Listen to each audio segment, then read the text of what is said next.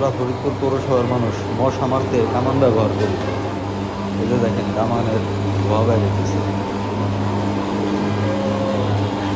স্থির পরিমাণে ধোঁয়া হয়।